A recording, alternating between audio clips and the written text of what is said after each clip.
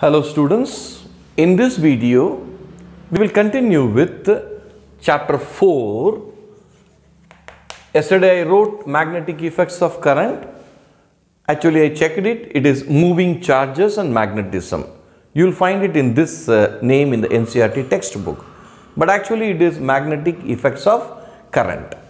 So let us do the problem 4.3. Okay. What is this problem actually? In page number 169. A long straight wire in the horizontal plane carries a current of 50 ampere. Data. What is the data? Current is equal to 50 ampere. Okay. Now, in north to south direction. So let us mark the direction north, south and east and west. The current is traveling from north to south direction. Okay, it's important because they will be asking you to find the direction. Give the magnitude and direction of B. B is magnetic field is how much?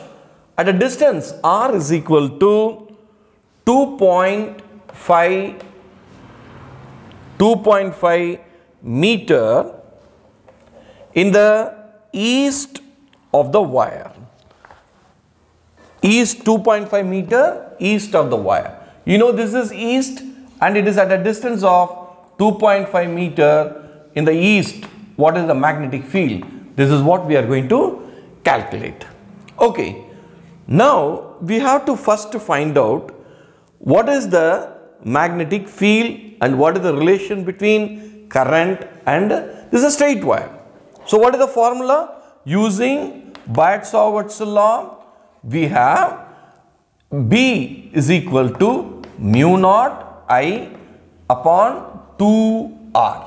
Okay? And we already know mu naught is 4 pi into 10 power minus 7. Multiplied by current is 50 divided by 2 into distance is 2.5. Okay. Let us watch carefully here. 2 and this it will go 2 times 2 pi and let me remove this point and divide by this 10. This divide by this 10 I can take it up and multiply by 10. This part is done. This has become now 25. 25 and 50 will go 2 times. So, I have 2 into 2 that is 4, 2 2s are 4 and 1 0, so 40. Okay, if not let me keep it like this only. 2 2s are 4 multiply by 10 power minus 7 plus 1 that is minus 6. So, very simple. We have calculated the magnetic field to be equal to 4, 2 2s are 4 and there is a pi here. So, 4 pi into 10 power minus 6. Okay, you keep pi as it is, you need not multiply. Pi can be left here as pi only. So, 4 pi into 10 power minus 6 Tesla. So, this is the magnitude, right? And we need to find the direction. Direction we use right hand thumb rule. Okay, now you see the current is coming from north to south, right? And it is coming from north to south. My thumb is pointing downward and I curve it, I curve it, I curve it. It is coming outward. It is coming outward at this point east. And if they ask you in the west direction, it will be turning back. The curve will be turning back. It will go into the board. But here it is coming outside the board like this, outward. So, you will write here the direction is outward. I hope you understand this. These are very simple yet logical problems you need to learn. So, this is the whole process. I have taken that of a straight conductor and I have solved it. Now, let us do another problem. Next problem. Yeah. Whenever direction problems are given, keep one thing in mind. Yes, that is always draw the direction. That is just like in geography, you draw here north, south, east and west. Okay, this is problem number 4.4. Now what is this problem saying? Yes, a horizontal overhead power line carries a current of 90 ampere. I is equal to 90 ampere. In east to west direction. In east to west direction. We know this point now. Again, it's a straight line. What is the magnitude and direction of the magnetic field? B is equal to how much?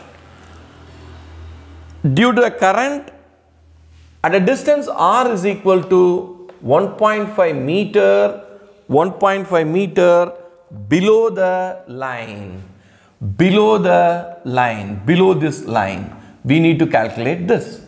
As usual, using Biot-Savart's law. We will use the Biot-Savart's law. B is equal to mu naught I upon 2r. That is 4 pi into 10 power minus 7 multiplied by current is 90 divided by 2 into 1.5. Simple way, 2 and 4 2 times. 1.5 divided by 10 or multiply by 10. It becomes 15. Right? Now 15 and 90 we need to multiply. Okay, so I think it will go 6 times now. 6 15s are 90. Okay, so 6 into 2, 6 2s are 12. So 12 into 10 power minus 7 plus 1, yes, that is 10 power minus 6. You want to be more precise, 1.2 into 10 power, it goes 1 here, minus 5 Tesla. So this is the magnetic field, this is the magnitude of the magnetic field. Pi, we have to add as usual, yes.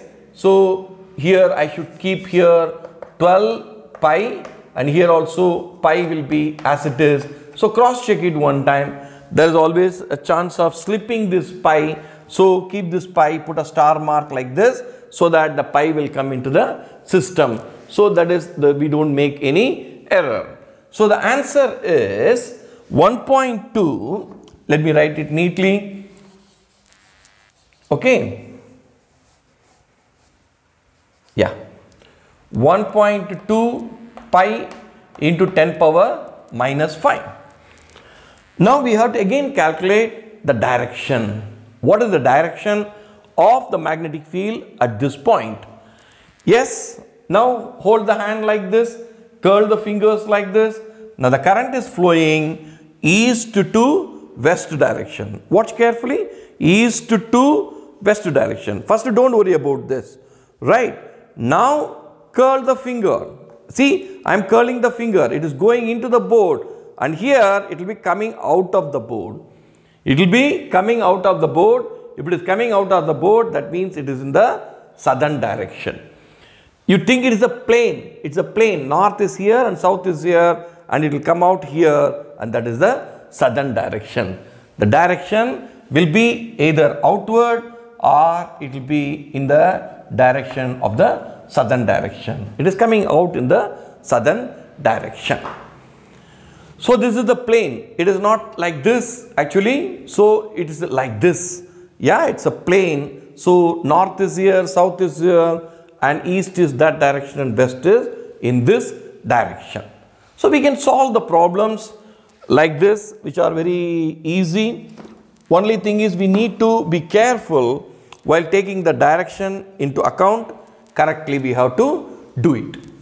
Let me do one more problem in this video so that we can proceed with more problems in the coming videos.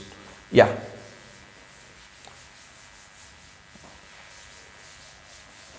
Yes. This is problem number 4.5. 4.5. I am solving this. So what does this problem says? What is the magnitude of magnetic force per unit length? So always I dissect the problem. I do not just try to solve it at a one go. First let me take the data. What is the data? What is the force per unit length? Very good. We know this point now. Okay. Second, carrying a current of 8 ampere. I is equal to 8 ampere. Making an angle of 30 degree. Theta is equal to 30 degree. Yes. And next, with the direction of the uniform magnetic field, B is equal to 0.15 Tesla. Okay. This is the whole problem. Yes. Let us be very careful. Force upon unit length. First of all, what is the formula for force on a current carrying conductor? First, we will write the formula. See, we are moving from Biot-Savart's law. We are moving from circular loop. We have moved from there to Ampere's circuital law, and we have moved to a straight conductor, and then we are now coming to a wire placed in a magnetic field. For a wire magnetic field placed in a magnetic field, force is equal to BIL sin theta. If we take theta as 90 degree, it becomes BIL. But here it is sin theta, some theta value is here.